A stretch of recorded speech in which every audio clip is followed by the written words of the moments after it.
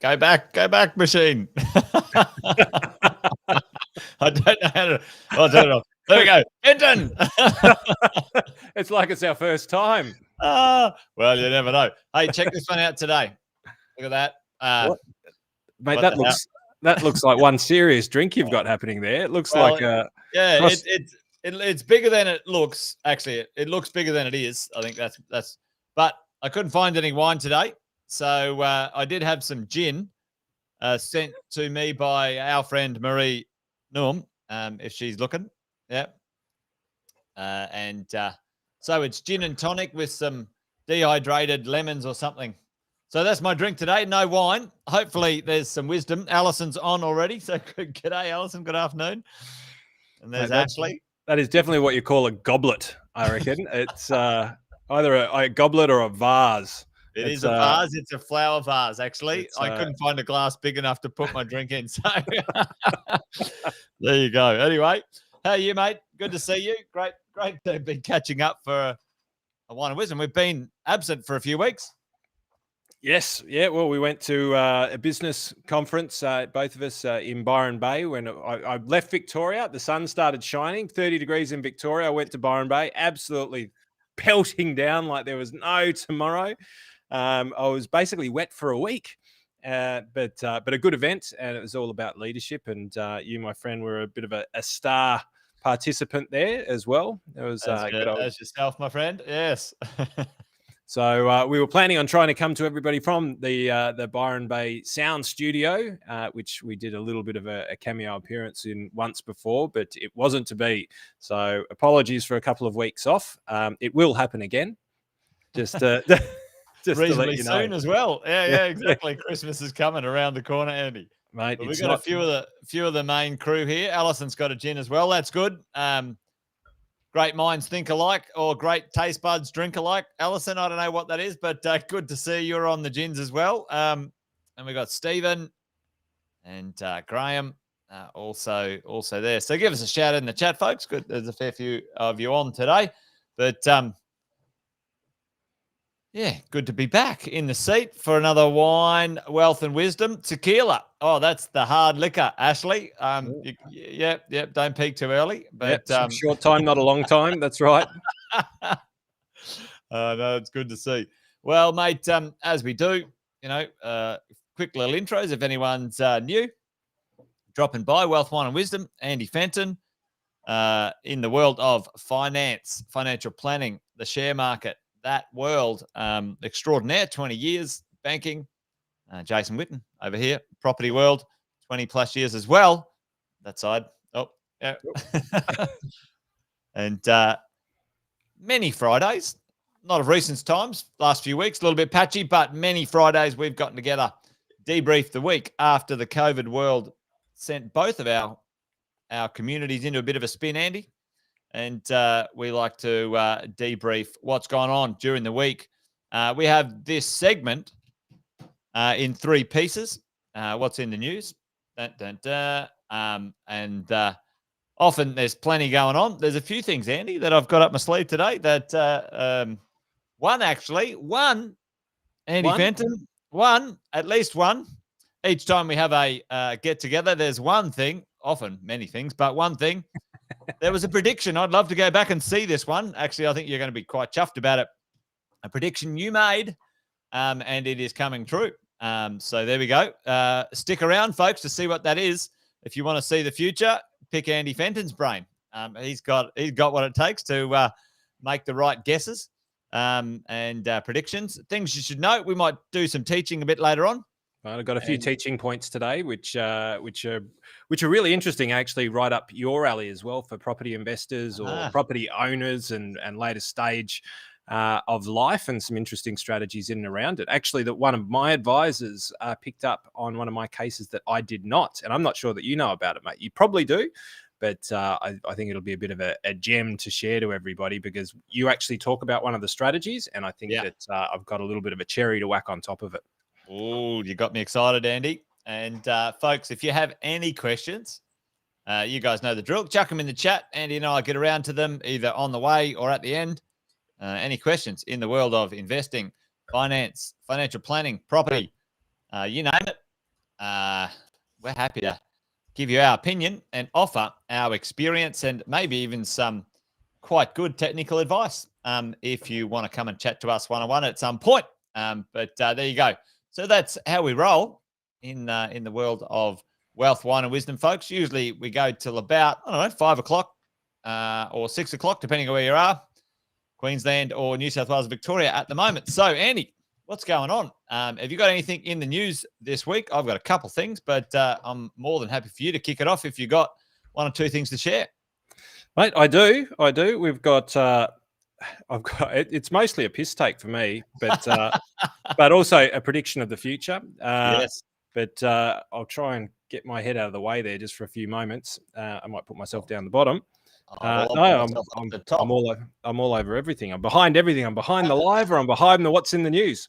But I'll put myself back up the top. So, mate, here's an interesting one. This is it almost feels like we're back 24 months ago or 18 months ago by this new Omicron variant, and the way that the media is responding, the way that markets are responding, and the way that the world's responding. So I thought it's interesting to just throw it out there because, mate, you only had to scroll below the fold to see all of the old usual suspects come back up. So I'm going to talk about them all together. But this one here, Financial Review, market turmoil caused by emergence of new strain of virus may offer investors a chance to position for profit for the end of COVID-19 crisis. JP Morgan says, buy the dip as Omicron may end the pandemic, which is an interesting one, which kind of flies a little bit in the face with everything else that was in the Fin Review, let's be fair. Yeah.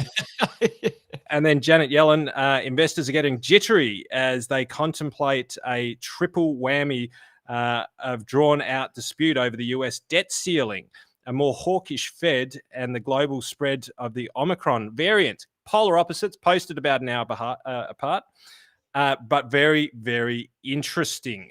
Totally polar opposite kind of perspectives on the Omicron, on how that's going to play out. But we've got the reintroduction of the debt ceiling now. And so my tip is what's going to happen is that the media are really not going to let us have a Christmas without trying to scare the living bejesus out of us.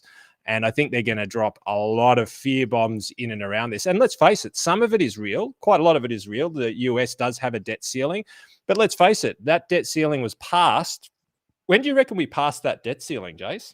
Oh, gee, I don't know. Listen, I reckon it was a long time ago, probably 1 month into COVID lockdown or something like that. But mate, you have to wind it back a little bit further. Let me ask you this: what president was in power? Was it Reagan? Reagan was it? Maybe not quite that far back. Nixon. No. they certainly started it. But our old mate, as he was getting into his second term, Barack Obama, that's where they famously passed through the debt ceiling. Of an amazing negotiation whereby basically it was a stalemate. It was an incredible political move, and I'm not endorsing what he did, but it was an incredible game of chess. And the founding father, says Ashley, the founding father and Donald Trump. And so he basically positioned it as, yes, we will honor the debt ceiling and we will come under the debt ceiling if we wipe out 500,000 public servants' jobs. And that was the condition. And of course, it never went through. And they've never spoken really about the debt ceiling ever since. Ever again. It's whacked a couple of trillion, maybe $7 or $8 trillion, maybe 9 or 10. I don't actually know the figures, but it's a lot. So we're going to hear more of the jitteriness as we see sparks of inflation coming through. We're going to hear about the debt ceiling, but let's face it, the world is drunk on debt and has been for quite some time. And there's no real pressure on anybody to try and curb that to any stretch of the imagination. And I don't think any country in the world, Andy, has any interest in that. Like, there's certainly no evidence of one country going, you know what, we'll do it this way or that way. Maybe if there's good GDP, it gets lower one year and then, another year, or if there's a bit of a bump. But, I think I said it maybe a year ago as well, but I think it applies everywhere. Once you're on the gear, it's hard to get off, right? That's, borrowing money and debt becomes an addiction, an economic addiction that you can't get out of. And it's an interesting conversation or concept, or being a contrarian. Hey, that's what debt's for. Let's just use the money and pay someone. Yeah, and let it flow. And yeah, it's an interesting one. So maybe Greece was right. Maybe Greece all this time have been sitting there going, you buggers don't know, but we've seen this before. Back when Caesar was in power, there was debt flowing everywhere and nobody was paying it back and everyone was having a good time. And occasionally Caesar chopped off someone's head. But, that's the way, the cookie crumbled. But maybe the Greeks were right. It's like, let's just party like we just don't care. Let's just not pay back any of the debt ever. And let's just keep saying, we'll do it. We'll do it. We promise we'll do it. We'll do it. maybe there's some degree of correctness there. So maybe we should study tour Greek islands, Jason. I'm in, Andy. So we've got Japan. We've got that book that is coming, and the Greek islands. We'll find out what the founding fathers of democracy and maybe even capitalism. I don't know. Where did it come from? Well, I think the title of the book might be Japan Can't Rise from Zero and Never Going to Pay It Back. I think that'd be a great book. Yeah. Bob, we will talk about inflation a bit later. I've got a little inflation chart that I wouldn't mind Andy's opinion on. We'll get to that one. Well, I've also read some interesting things from the Fed Reserve about what their perspective on inflation throughout the week. But I also thought this was interesting. I love this. God, I love this. This stuff lights up my world when people say things like this. It's just like, where's the fucking mirror? So Deputy Prime Minister says he's determined to work with the US Congress leaders on curbing Mark Zuckerberg's power, saying Facebook CEO is not above democracy. Well, one would be forgiven in Australia for bloody saying the same thing about every single one of our state ministers and Andrews and Palaszczuk and bloody hell, I tell you what. I mean, these guys need to pick up a mirror, don't they? it's at least Mark is creating an alternative universe where we can go and play when they destroy the world that we live in. Just joking. But Jesus, Barnaby, get a mirror, buddy. And then this one I found really interesting. I might just zoom in on this a little bit. And I've got to look into it, and I promise I will look into it. I only skimmed across this today, but hadn't seen the full effects of it. But I'll do my research, and I'll come back to you, all of the business owners out there. But businesses will be able to self-assess the depreciable life of intangible assets such as software licenses, patents under new rules. Well, Andy, funnily enough, I screenshotted that and sent it to my CFO and accountant and said, hey, team, what's going on here? Are we paying tax this year or not? Yeah, let's get on this. What do you think it's all about? Well, mate, here's the thing: is when it's the interesting part for me was licenses and patents, especially patents, right? Because they can be extraordinarily costly to get, but they can diminish over time. So one would argue that because if you sell that patent in the future, it is a capital gains tax event, right? Yeah. Yeah. So why can't you depreciate the cost base, and why can't you depreciate that patent? I think it's bang on the money. I don't know enough about it at the moment, but mate, it shot me up like a jack in the box. I haven't had time to research it, but I thought I'd flag it with you just in case you hadn't seen it. But mate, your eyes, you've got the sharpest eyes in the world. You could leave your contacts at home and you would read that from 1,000 yards. You would. Yeah. It gets in my nose before my eyes sees it. So I reckon this is going to be an interesting one to watch because I reckon it'll open up a can of worms, but I don't know enough about it now. I just wanted to flag it and make a public promise that I'll get educated on this and come back to everyone with what it all means. And what great timing coming into Christmas when we're in Jan, Feb, we can really start planning for all of this tax. And we're going to start talking about it in Jan, Feb, in Mind and Wisdom, just so we're all ahead of the curve. Dead right, mate. No, I love that. That's me for in the news at the moment. What's over your neck of the woods? Well, there's a couple things going on, Andy, and I'll just get this going here. Let me get the little. Let me put myself back over there. A couple of things in the world of real estate. As the merry-go goes round, the one day it's the prices are going up, and one day the prices are going down. There's a number of institutions, commenters, pretend economists calling, drops in prices. And, one-dimensionally so, Andy, okay, if interest rates go up a bit, even if they go up, 0.5%, property prices will go down, a certain percentage. And in fairness to that very 101 economics view of real estate, and that is true. The largest cost base of most purchases when it comes to a real estate transaction is the cost of their money, the cost of the debt. People don't buy it in cash. However, I think for me, I think that's premature, and I think it's naive because there is so many other things at play that is going to continue to accelerate our real estate market, whether we like it or not, folks, whether we like it or not. And a few things. Right now, Andy, we are seeing actually quite a massive negative. You and I chatted about this, the government's one trick pony when it came to economic stimulus in Australia. Oh, let's give some free money away and get people building properties, because that flows out into the economy in a million different ways. And we like that. That's easy, blah, blah, blah, blah. Well, that happened. A lot of houses got purchased, or a lot of land got purchased. The challenge is now, Andy and folks listening in, we have some significant shortages in materials. We have insane shortages in labor, and those houses are actually becoming extremely expensive to complete, Andy. Yes. I myself just had a conversation with my builder 2 days ago, and we'd locked in a contract. I've used this builder for over 15 years. We'd locked in a contract, 6.5, 7 months ago.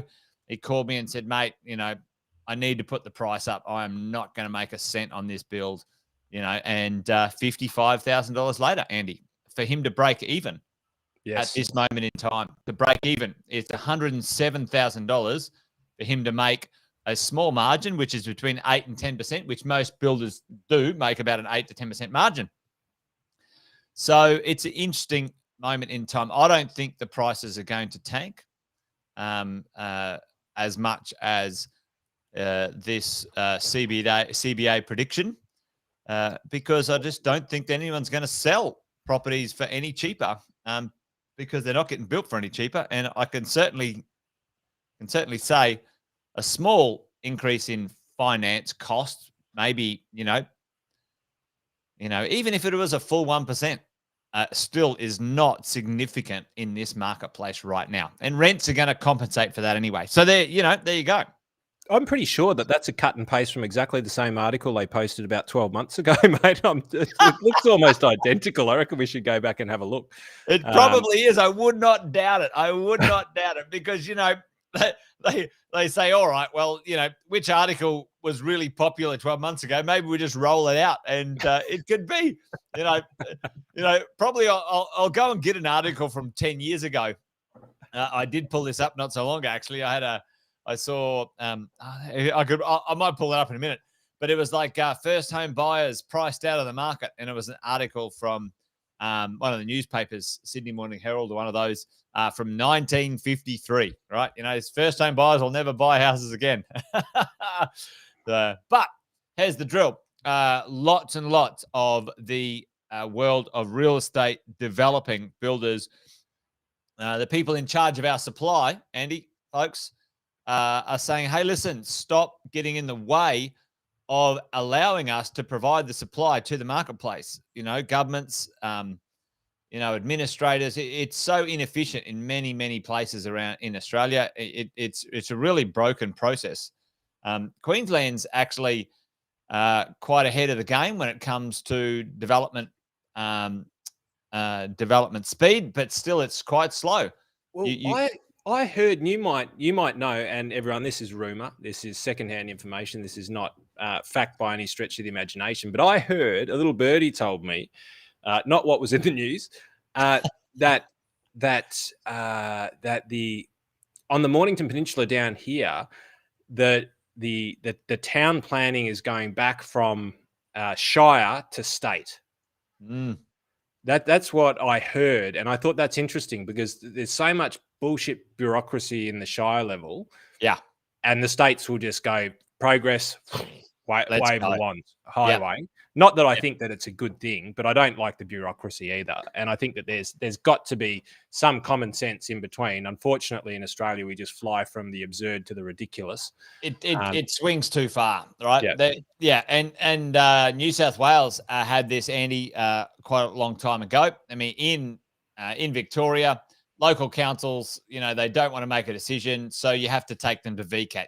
You have to up the ante for your approval. You have to push and go. And I know many developers and builders, in Victoria, the day they lodge their development paperwork, they actually lodge a date for VCAT at the same time. They know that the local council has zero interest in following the process in a timely manner. And that's sad. That's inefficient for the whole system. It's stupid. It creates problems everywhere. And then there's a backlog. It gets kicked down the road. They did it in New South Wales, Andy. They took the planning rights away from a lot of councils in New South Wales, a lot of the North Shore. I don't know if you heard the term NIMBYism, not in my backyard. You can go develop in Western Sydney, but don't develop over here because we're the blue ribbon flash suburbs, And it's quite an interesting thing. But right now, folks, Andy, we have the lowest production of any asset class. If you take away the 65,000 homes that are under construction right now, which are going to owner occupiers, and that's it's kind of a fake number. Okay, it's like it's a fake number. Vacancy rates for rental properties are at all-time lows in 5 of our 6 major cities, and the other 7 major cities. The other 2 are not far behind. They are sub, and to get this below 1%. Folks, like that means there's nothing to rent. Like there is just nothing to rent. Okay, 3% is an even market, Andy. 3% is like 2 to 4 weeks to that property's vacant to get another renter. Well, it's sort of like vaccination rates and unemployment rates, isn't it? Like you're never really going to see unemployment rates below 3% because there is a part of the population that's just never going to get there. But so to me, thinking and vaccination rates, like to get to 90%, like there's 10% of the population either can't or won't, right? Yeah. But applying that same sort of logic, and I know that it's a bit esoteric, when you then lay it over with that, I'd say that, 3% would be what I'd think on the bones of your ass. Like it's skinny and it's not good. Is that right? Or am I off the track? Oh, listen, like 3% is fine. Like, it's level. 1% is insane. Like just 1% is put whatever price you want on your rental. How do you find a place at 1%? You just don't, Andy. We've got one of our guys, and this is, we manage over 1,000 properties for our clients across Australia and New Zealand. So we get some real-time data on this stuff. And one of the guys who works for me just the other day said his rent went from $500 a week to $780 in the renewal, and it's been only 6 months. Like that. Boom. Insane. And was he one of your tenants?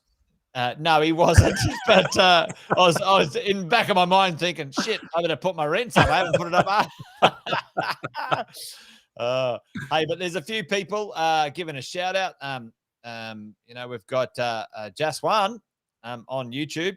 Andy, hello, how are you, mate? He's saying a quick hello. Jace, yep. Say hi to Brandon for us. Yeah.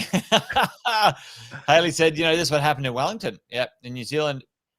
Totally, New Zealand is off the charts, Haley, in this space, and it's coming for Australia, folks. What has happened is our rent increases has been compressed for 3 or 4 years, maybe even more, because we have had interest rates going down, Andy. So technically, your net cash flow has been increasing because your major cost has been decreasing, your cost of interest. So there's been no real pressure to put the rents up in any significant way. But right now, it's not a cost issue, it's a supply issue or a demand issue. Yeah. I'm ready for it. As rents start to skyrocket, mate, that's when I might start to get back in to have a bit of a poke around and mate, it's time, mate. Going on. It's time. You might need to put a few little cottages or caravans on your acreage, mate. You could rent them out at $300 a week, make a killing. Yeah, the only problem is it'll take me 50 years to get it through town council, town planning. That's true. Hey, Andy, if they've got wheels, did you know? If they've got wheels, yeah. I'm onto that one. We'll call it the Fenton Trash Trailer Park. Come to the Fenton Trash Trailer Park down on the Mornington Peninsula.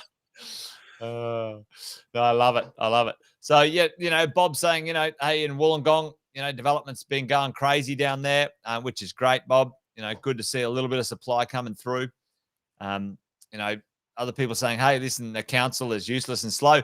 And sadly, unfortunately, Andy, like the local councils don't have enough just skilled, qualified people. They don't want to make hard decisions. They don't want to piss off their constituents. Jesus. It just doesn't work. Don't say that. They've got plenty of people. Just skilled, qualified, I said, Andy. Just be careful about that because some politician will go, oh, Jason said it. We don't have enough people. Get us more people. But here's the thing is that the government have already got the control measure ready to deploy on the raising of rents, because as soon as that gets out of control, they'll terminate the free market again and say that you're not allowed to put rates up by more than X per annum. So that one, I know they've done it in the past. They've already got that little chestnut in their tool belt. Yeah, it certainly has affected a certain style of property in the past, Andy. And I know in places like Europe and America, rent control is part of the landscape. So folks in Australia, I think that's coming. One thing we talked about today, I talked about my team, Andy, and those listening in, be interested in your thoughts on this. I think the psychology, Andy, of a house, paying $1 million for a house in Australia, it's embedded, it's done. Like there's just no argument anymore. We were having a laugh. I was having a laugh. Absolutely, we were pissing ourselves. I remember Sam and we had a serious conversation. Sam's my business partner, by the way, folks. We had a serious conversation about shutting the company down because houses were cracked the $200,000 mark and we didn't see a future for the business. Right. And we're like, you remember that chat? And so, let's go. It's a funny one. It's funny ones, as we go. So, well, the financial market has the same sorts of psychological barriers, and they're psychological. They are totally. Yep. And it's always the big round numbers. When the ASX and when it breaks through 7,000 and it breaks through with confidence, that's the new norm. Yeah. And that's how a lot of fly-by-night investors think as well. And you got to be really careful of that mentality because that will bring you unstuck. But especially in my world, in the share markets, because you can dive past that point at a rapid rate of knots when COVID hits. And if you have psychologically locked in 7,000, then then you get out you're going to be eating Weet-Bix forever. You know what I mean? Like, you've got to be able to withstand that volatility, because it is just a psychological phenomenon. But quite often it's set, unless there's a major event that detracts it and decouples it. Those types of things in our world, and I think you're right, in the property world, it's kind of sunk in now. It's kind of like the 750s and the 800,000s are gone. It's like, if I want quality, I want something good, I'm $1 million. Yeah, and that's just the brass totally. tacks. Yeah, and if you get it under $1 million, you got a bargain, right? You know, it's just it's interesting. Haley asked a good question, which if rents are 1% availability, does it even make sense to own your own home you live in? Great question, Haley, and the answer is it depends. So both Andy and I know that your personal principal place of residence, Haley, forms a very special part of your wealth creation strategy into the future, because it is one of the only assets you can own capital gains tax free. You know, the home you live in. Now, if you are, if you want to run that race, then absolutely a principal place of residence. If you can buy the right one in the right spot, if you buy it for $1 million, we're talking $1 million, and in 30 years' time, it's worth $3 million, and you've paid it off. That's a $3 million sale, capital gains tax free in the future. That makes sense. Okay, it makes sense. However, Haley, there's been plenty of spreadsheets done where you can rent a much better lifestyle than you can afford to buy. So if you're a lifestyle player, you want to live at the beach now and not wait 30 years, then absolutely. You go rent somewhere, someone else's negative cash flow problem, and you rent vest. You go and invest in other pieces of real estate or asset classes like shares and other things for your future. So there's some benefits and also some advantages, but depends on how you skin it, Haley, which is a great question. There you go. So, but check this out. Ella actually saying Canberra, $1 million for a 4-bedder, maybe still cheaper to buy due to the high rent prices. And then, that's it,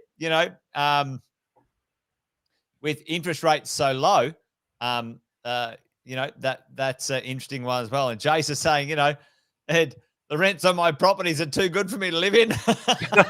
I get it, Jace. I get it. Grab yourself a caravan and travel around Australia and collect the rents, So it's horses for courses, Andy, and great question, Haley. Thanks for shouting it out.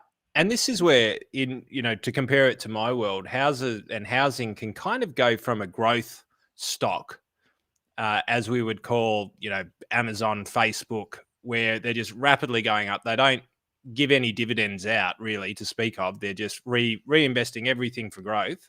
Yeah. So they're called growth stocks. And properties do that as well, right? So they go through these massive growth cycles of what we've seen more recently. But people quite often think that there's the flip side of the coin, where you do have the value stock in value stocks, we talk about companies like Telstra or Woolworths, which don't necessarily go crazy, but they pay a really handsome dividend. Good dividend. Yeah. And so, listening to you, there's sort of that parallel of, you go through the growth cycles, then as they tend to moderate due to natural conditions or, whatever the case might be, not saying that they're moderating now, but then the rents come up and the value game starts to come into play. So I guess they're kind of two different ways of looking at it to a degree. Yeah, absolutely. And what you will see in general, this is a very gross generalization, Andy, but there is between $100 and $200 rental increase coming to the general property market across Australia. And in Melbourne, it's coming harder than it's ever come before, because Melbourne has been compressed and depressed because of lockdowns and COVID, like the worst the world's seen. It was the longest, the hardest, the ickiest. And it's still a city of 5 million people. With a severe, and I mean severe, shortage of quality real estate to live in, whether you're renting or buying. So it's coming, folks. it's coming. It's on its way. Whether it arrives in 2022 or 2023 or 2024, there's an increase in the rents between $100 and $200 every day of the week coming. It's just going to be there. And what I say, Andy, is this, kind of long way round to make the point. The supply is fucked. Excuse the French, folks. It's what? It's fire trucked, and the supply is absolutely poleaxed, right? And the if the interest rates go up 1%, for the first time ever, the rents are going to go up faster than the interest rate matters. It's on its way. It's already backed up. It's like a severe case of constipation, and it's going to come out fast. Anyway, that's a terrible analogy. Time to get on the prune juice, people. It's rent rise time.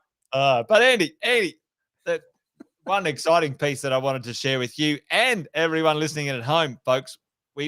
Andy's talked about this multiple times, and I'm very interested about how the pricing of debt into the future will be priced according to risk, Andy. And yes. Well, maybe you were sitting in on the regulators' meetings and giving I reckon it was the other way around, Jace. I reckon they were sitting in on ours. To be fair, they're only about 7 years behind they're 20 years behind investment banking. They're a long way behind what is commonsensical. But common sense is not common practice. We know that. Yeah. Mate, well, there you go. They've finally caught up with you, Andy, always setting the standard. So a small change, but it's not significant sort of to most borrowers, but for a lot of smart investors, we use interest-only loans, certainly in the beginning of our investment journey, because it helps accelerate our acquisition phase. Paying off a loan is something you do in the back part of property investment rather than the front part, especially if you are in that accumulation phase. But what is coming, which is fair, which is the way it bloody should be, folks, that if you want to borrow in a different way, then the pricing should be weighted that way. And it's coming around, Andy, being forced upon the lenders because of the capital regime. They have to hold more capital for an interest-only loan than they do a principal interest loan. So it's interesting. I'd love to hear your opinion on this one, because you called it. Well, I think it's inevitable. Personally, I think it's. I don't think that we're going to raise, and don't take this to the bank. This is just my opinion, and I've been wrong plenty of times. Just ask most people who are close to me. But I don't think that we will see aggressive rate rises for 10 or 15 years. Mostly because the flow-on effect of doing that. It's never been done. Japan's been trying to do it for years. Unless there is some sort of come together of the world where we go, okay, Jace, I owe you 7 trillion. Jace, you owe Shay, 8.5 trillion. I'll take out 5. You take out 7. We'll net out the difference, and we can kind of start again, which is really what happens at the end of a really good game of Monopoly. Yeah. But unless something like that happens, I cannot see, and it's just at the moment I can't see it, and it may happen. It might be a technology that does it, but at the moment I can't see interest rates rising rapidly. Yeah, because if they do, it's just disastrous kind of effects for the world, the globe, the full box and dice. But I can see risk pricing, because it's the way that we've priced. Well, most of the instruments that help blow up the world in various different ways. Like, think of CDOs, right? Collateralized debt obligations, the weapons of mass destruction. Now, these things were initially parceled together in A-grade property, A-grade areas, high net worth, high net property, paying down debt, stable jobs. And when you packaged up that and sold that security into the market, it attracted a reasonably low interest rate. But when you went to housing commissions and the Bronx, and you grabbed a sample of houses around there and put those mortgages together, and you sold that into the market, and that's banks just getting it off their balance sheet. This isn't CDOs yet. This is just the beginning of it. You might get a 17% yield, because the chances of 3 or 4 of them not fulfilling their debt obligations is a very real possibility. Whereas the chances of multiple of the people in the Class A properties going belly up, not so much. Not so much, yeah. And we've been pricing, we price this in the market. Government bonds are priced like this, based on the perceived risk of the government as ability to pay back their rents. That's why if you go and you raise money from Brazil or various different South American countries, high risk. So they demand, and so you will get significant investment returns. Where you go to borrow an Australian bond, you're going to get 0.1% or less. You go to New South Wales state bonds, you might get 1%. You go to Victoria, you're going to get a little bit more because Dan fucked our state. Just joking. All right. Don't want to get political. Just joking. Settle down, people. I might be right, but just chill. It was just a joke. And as Ricky Gervais would say, we're all going to die soon, so it doesn't matter. But we've constantly, and in my world, everything is priced on risk. Yeah. And the fact that the normal lending system, it's literally like it goes to state, it goes to corporate bonds, big institutions, and then the rules change as it comes down to everybody else. I'm like, I've never understood why. Like, there's an equality thing, and I get that, but total regulation of exactly the same rates, it's just never made sense, Jace. And so now I think with companies like, is it Athena? I can't pronounce it properly, but they're trying to reward people for paying down loans. You would know better than that, but there's already these murmurs in the market of people trying to do something different. And mate, I reckon kudos to them, and then you reverse this whole system. If you've got people raising based on risk, it means they can borrow at a greater interest rate from the government. Then the government have got greater ways of being able to deploy capital. State governments have got different ways of deploying capital. Everyone has got different ways of deploying capital, and you end up with a far more free market. Mate, and you took the words right out of my mouth. On the flip side for me is this, I'm hoping that, hey, if you pay 5%, you can get an interest-only loan, and the hurdle to get that loan is far less because you've already paid for the risk premium. So, stop worrying about me, eating wagyu and drinking some wine. Like, who cares? The risk premium's there. I've paid my LMI. Give me the money. Why not lend back out? And I know that we're, we basically said that we're a dictatorship because of the way that they're running the country at the moment. So they won't get too pissed off at this. But why not have the possibility of the Reserve Bank being able to lend money out at 5%? Yeah, at 5% based on the risk that Macquarie Bank is going to take on it. I reckon you're going to see it, mate.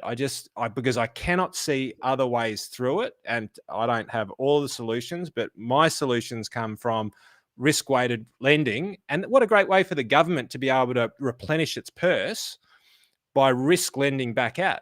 Banks, if you lend to this sort of category, here it is. You're going to get it from us, not at a freaking carte blanche rate, because this is where the RBA gets screwed. It's like, here you go, have as much as you want at nothing. Yeah. And then the banks go, oh, that's brilliant. I'm going to lend it there for that much. I'm going to lend it there for that much. I'm going to make a mozza up here. We'll make skinnier margins down here. And this other little area, mate, it's kind of like, hang on, somebody's getting screwed here. And ultimately, the RBA is getting screwed, which means the people of Australia are getting screwed. But it destabilizes the financial process, right? The healthier that is, you can't. It's not a charity. It has to have some capital. It has to have some return that makes sense. I'm hopeful, Andy, that there's some positive upside changes that might get installed for us all with the monetary system. I was a big fan. I loved the pre-GFC system where if I paid the risk fee and I paid the interest, I could get the money. right? And it was insured. The freaking loan was insured. I paid 15 grand for insurance to protect the bank. It was underwritten. And so for me, the opposite extreme now is like, unless you're earning 500 grand a year, we're not going to lend you any money. It's like, it's ludicrous. When there's more money in circulation than ever in history.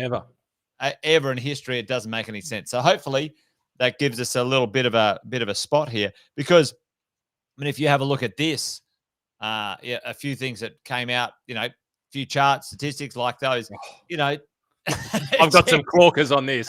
I've got some absolute crackers on this. I've unloaded on banks and governments with charts sort of like this. Right. And, there it is, this was pre-GFC, and we had, a bit of a tank. What was it called? The worst financial crisis the world's ever seen. Yeah, it wasn't that bad. When we had too much debt. Yeah. Because Greece wasn't going to pay its bills. The whole system was going to cave in on itself. Yeah. That's where it started, mate. Wouldn't it be interesting to go back and have a look at the debt then and the debt now, Andy? Unbelievable. See that next little kink straight afterwards? Like that little kink in 2012. That was literally when China came out with a bad result and everyone found out about Greece. It was like, hang on. We had a global crisis because there was trillions of dollars worth of debt obligations out there that went bust. And then we believed that the whole system was going to implode because of America breaking its debt ceiling. And then a tiny place like Greece, and they called them the pigs, mate. Do you remember that? The pigs? Portugal, Italy, G, Greece, and Spain. Mate, I find that offensive. Just personally, I find that offensive. But that was that little bump there. It was literally when all of a sudden it's like, we've known about Greece for years. It's not like it's a new thing. They haven't been paying their debt for like 30, 35 years, right? And then all of a sudden I read a newspaper article about it, and the whole freaking world just went bananas over Greece, saying Greece is going to destabilize the system. That's what that little bump was there. And it was literally after a GFC where the whole world didn't seem to care about the fact that America just went, you know what, just turn the debt tap back on.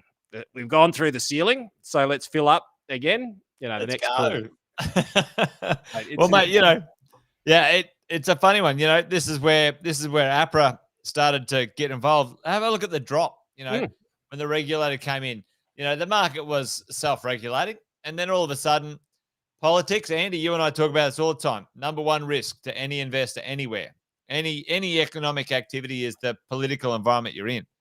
And then you get APRA, you get politicians in the real estate world saying, "Oh, we're going to get rid of negative gearing and capital gains tax and all." And who cares, folks? If it ever did happen, don't you worry. It'll still be bloody good in the world of real estate. These politicians, mate, they've never seen a movie till the end. Like, they literally watch the first 10 minutes. They go, that's the killer. And then they go to figure out how that they can squash the killer. That's the problem. And they never look back far enough. They never look forward far enough. No. And so they end up, like, literally, they pick the wrong person, they execute the wrong person, and the end result is an absolute clusterfuck. And 4 years later, none of them are left. And they'll go, well, we won't do it that way. Because the other thing that happened back in that chart, maybe you're going here now. The other thing that happened in that chart, and around about roughly where the red circle begins on home loans, or it might have been earlier, actually. No, it was definitely earlier. And it was probably where that first green line is, around about that 2020, is we saw the decoupling of home principal place of resident investor rates principal place of resident mortgage rates versus investment loan rates. And they decoupled. And so investor rates became more expensive and home loans became, or PPR became less expensive. So it was a double dip, and it's a great creative solution from the banks going, there is always another way of making money. And they got regulated, said, oh, yeah, you're right, Mr. Regulator. In order to try and become more responsible in our lending, what we're going to do is we're going to, we'll make more money off the investors. Right. And that's the way that we will be responsible. I take the piss, but It's true, though. It's true. It's true. And the challenge is, Andy, other than this year, well, last year and this year, other than the owner-occupier stimulation the government has got, you know, the investors play a significant, in Australia and New Zealand, a significant part in bringing supply to the market. If investors were, and this is the problem, when they penalize investors, they absolutely poleaxe the supply chain. Now, I've said this heaps of times. You've heard this, Andy, before. Same to folks listening in. Like COVID didn't create our supply problem, folks. The APRA bullshit created our supply problem, all right? Because it penalized the investors, and the developers and builders who bring stock on fell off the radar. The projects weren't viable. We couldn't have buyers. There wasn't finance. It was a massive problem. And we now sit at our biggest undersupply in multi-density construction, Andy, across the country we have ever seen in our entire existence. Houses have been inflated because of the stimulation, not underlying demand, not proper demand. So now, and now that supply is gone. Like it's absorbed. It's absorbed 5.5 years worth of land supply in 13 months. It's over. It's gone. Like we have this 3 to 5 year window where it's just going to be a nightmare. And what's coming? What's coming in the next year, 2 years, 3 years? Immigration. Australia has to catch up. We've got labor issues everywhere in every industry because our population isn't growing naturally fast enough. It's just, there's no way we can have it. We are going to have between 200 and 300,000 people within a 12 to 18 month period enter this country with no houses to have them in. You know, what's going to fucking happen? Wages are going to go up, which is good. I reckon we should start off with these segments now at Wealth, Wine and Wisdom with a "We're hiring" banner. yeah. Anyone want a job? We've got one. Yeah. Come see Jason I. Yeah, and there was a lot of talk about this, Andy. You know, the 3 year fixed rate going up a little bit. You know, I've done a bit of analysis on that. To be honest, folks, it's a bit of a beat up right now. You know, a few of the banks are sort of saying, hey, you know, the fixed rate, we don't want to lock in our cost of funding, you know, if it's going to go up. There's been some volatility in the 5 and 10 year bond curve based on what I would say rather illogical conclusions. But, you know, markets are rational and irrational. They're an ecosystem. They overreact and they react. And look, this provides an opportunity for other lenders like the second tier, not the second tier, sorry, but the MLCs, the sub banks to be able to sort of undercut pricing here and start to become a little bit more competitive and look at it, because the volatility spikes in the 5 and 10 year are actually quite extreme. And so the banks are playing on that, but I just believe it's a bit of a money grab at the moment. It's like, we can, because the world thinks it's going there. There's so much talk of inflation. Yep. And here's the kicker, Jace, is that the US have the Fed in the US literally came out and said, we think we might have underread inflation. We think it might actually be real. Now there's some call for that, and they're talking about some ways that they're going to manage that. But the Australians are going to come on top and go, see, we've got an inflation problem. Hang on. Hold the phone, Jace. Pick it up. Yep, this is Andy from Australia. We live on an island, right? Yeah. We live on an island. Different mechanics here. Different mechanics. Completely different mechanics and different reasons as to where the inflation's come from. So you watch. The polos, being the politicians, the media will get onto the Fed, and they'll be going, look, it's happening globally. The US have already started to do it. But all you need to do is pick up the phone and understand that, like, literally, hang on, let me just drive over to your place in Ohio. Where are you? I'm in Townsville in Australia, mate. I'll be there in a tick. Mate, you're underwater for a fairly large part of the journey. Whereas US is largely, a connected continent, and the proximity of major suppliers within very, very close sea-bearing areas is ridiculous. Well, And Andy, like I've said this a few times too, and you're saying, something very similar. Australia is the only country in the world that does not have a cheap labor source on its doorstep for two reasons, right? don't we have Tasmania? Wow. Joking, Ah, just joking. It's well, bloody expensive down there. It's just it $1 million is expensive. apartments, mate. Yeah, $1 yeah. million Well, we apartments, used to make that joke about the Kiwis, didn't we? But just joking. God, everyone's so sensitive at the moment. It's like, hang on. can you take a joke? We love you all. We love you all. We love you yeah. all. But we don't. We legitimately don't. It's an interesting one, isn't it? Because our labor costs in Australia are significantly high in comparison to the rest of the world. Like significantly high. Like if you want to get FIFO on Vietnamese, Korean visas for 4 months. So they were doing though in the mining industry, they were flying them in, flying them out for 4 months, getting that late in order to bring the cost down. Yep, mate. Same out of Ireland and same out of lots of places. So wage arbitrage, Andy, alive and well. Australia's wages for literally any job is significantly higher, and that's we don't have the population. You and I have chatted about this. We need 40 to 50 million people in this country, not, I don't know, 25, 26. I don't know, what is it up to now? 27 million. Yeah, about there, about 25, 26. Yeah. There's all arguments about, where are they going to live and how we're going to feed them and whatever. But folks, well, that only happens when you don't release land for development. That's true. Like the country's insanely massive. Anyway, and you don't have to put it over the best arable land. That's the other thing. There's smart. Put a few cities in the desert. America's done it. Las Vegas. Let's do it. We put them in floodplains. So why not put them somewhere else? I shouldn't laugh because that's horrible. But like when you think about this, the mindset of it, it's like, well, you will put major developments in a floodplain, but you won't put them on the outskirts of sort of less arable areas. Yeah. And maybe they say people won't want to live there. They won't have choices to a degree, but it will create great amounts of farming communities. And it's very short-sighted.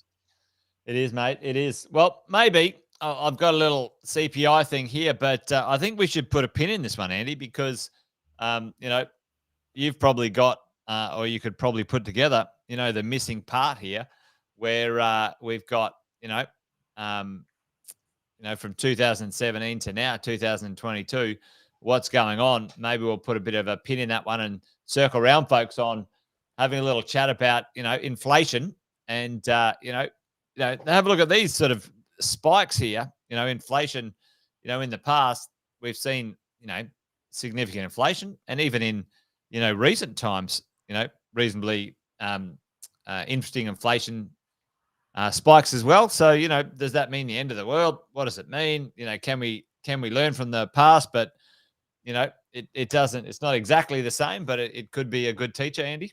But it's an incredible teacher. But the difference between then and now is velocity.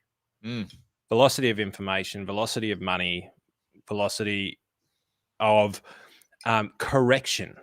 And to see those kind of aggressive spikes will take a major, complete breakdown in political regimes. So probably might happen, actually, to be fair, given who we've got in charge at the moment. But mate, if we do that next week, we should also share the one thing which we didn't get to tonight, which we said we would. But I've got some owner-occupier interesting retirement strategies that I didn't know. To be fair, I got schooled by one of my advisors today, which, as I said, is a wonderful experience. And I thought I'd share it and see whether it's something you're all over or whether it's just something that people miss because we don't think about it. And to be fair, I never even went to investigate because it wasn't on my radar. So there's a very, very cool property strategy for homeowners at various different points in time who may have then rented out their property after they've been in it. So there's a twist to your owner-occupied upgrade strategy. Mate, well, let's leave people hanging on that one because, folks, I'm on leave basically from the 15th of December, Andy. So technically, Andy, Friday the 10th next week is going to be our last Wealth, Wine and Wisdom for the year. So why don't we front load that one with all sorts of exciting stuff. You cannot miss this one, folks. Andy is going to do the big reveal. He's been saving this up all year. I've been learning the lessons all year just to bring it and so we'll everyone bring their eggnog next week, bring their Christmas hats, bring their Christmas jokes, maybe grab a couple of firecracker jokes and bring them along. I might do the same thing if it's maybe I might bring a little bit of mistletoe here, mate. Just for one Sounds lucky good. Viewer. Hey? Maybe it's Mags. Maybe you could just sort of hold it up. Anyway, there you go. Yeah, that'd be great, mate. We'll do a good Christmas episode and sign off for the year. I'm not sure that we'll be able to stay away for the whole of the silly season, but maybe the official send off and maybe a couple of sneaky ones in between. We might roll one or two in there for the Christmas season. But mate, good to hang out with you. I've almost finished my rather large craft of gin and stuff. So, mate, it's always good to hang out with you two folks. Thanks for dialing in, and Graham and Pete and Abdul and Ashley and Alison and Jace and Haley and all of the others who dialed in tonight. Great to see you guys as well. And thanks for Ben and a few others as well. Just one, Bob. I'm just going through the list here. There's plenty. So we've got good diversity here today, and we practice it in our business. We have viewer diversity, and mate, it's good to see from all over the world too. It's great. Good bit of platform diversity as well. Facebook, YouTube, LinkedIn. There you go. I like it. All right. Well, folks, that's it. We're done. We're dusted. Wealth, Wine and Wisdom. Well, Andy, it's a good night from me. And it's a good night from him. Good night. Good night, everyone.